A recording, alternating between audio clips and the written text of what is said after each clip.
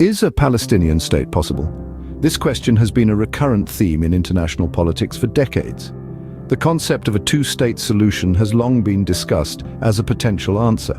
Envisioned as a peaceful coexistence of Israel and a sovereign Palestinian state, this solution is rooted in the territories of Gaza and the West Bank. In light of the recent war in Gaza, the issue has resurfaced and drawn attention from the global stage. World leaders have not been immune to its pull. Figures such as Joe Biden, Rishi Sunak, and Emmanuel Macron have lent their voices in support of the two-state solution, advocating its potential to bring about a lasting peace. Yet, as history has shown us, the path to such a resolution is anything but straightforward.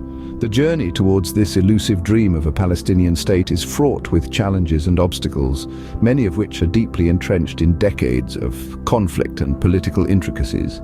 Despite the persistent advocacy for a two-state solution, its practical implementation faces several hurdles.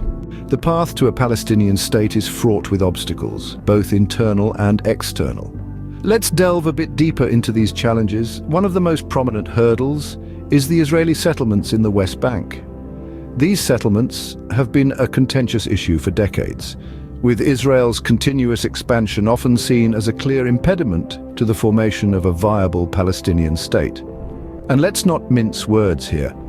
The expansion of these settlements isn't just a physical barrier, but a political one too, often inflaming tensions and making peace seem an increasingly distant prospect.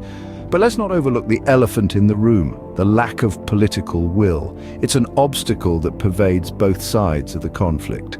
The key players seem to be caught in a quagmire of their own making, often prioritizing short-term political gains over long-term peace prospects.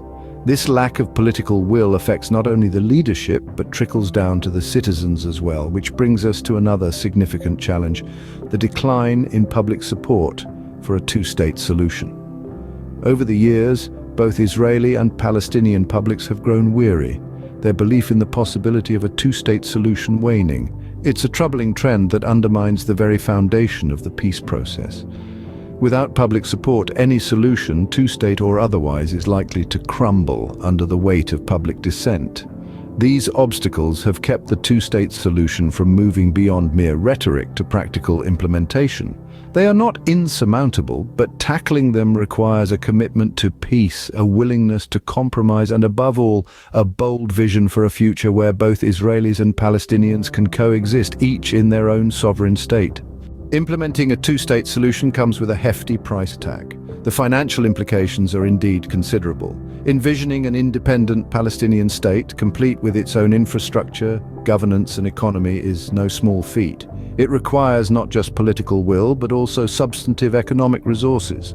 The cost of constructing new cities, improving the existing infrastructure, ensuring basic amenities for the citizens, and establishing a robust economy could run into billions of dollars. This is where the wealthy Gulf states, like Saudi Arabia and the United Arab Emirates, come into the picture. Their financial muscle could be a game changer. These nations have already shown a willingness to normalize relations with Israel, as evidenced by the Saudi proposal of 2002 endorsed by the Arab League. Today, their potential role in financially supporting a two-state solution could be another step in the same direction, further solidifying their place in the region's changing dynamics. The financial aspect, while challenging, is not insurmountable given the potential support from prosperous Gulf states. The role of a mediator is crucial in any peace process. Now let's consider the potential role of the United States in this peace process. Traditionally, the US has often found itself in the role of a mediator in international conflicts, and this situation could be no different. However, taking on this role is not without its challenges. Domestically, the United States must balance the desires of various political factions, each with their own unique perspectives and interests regarding the Israeli-Palestinian conflict.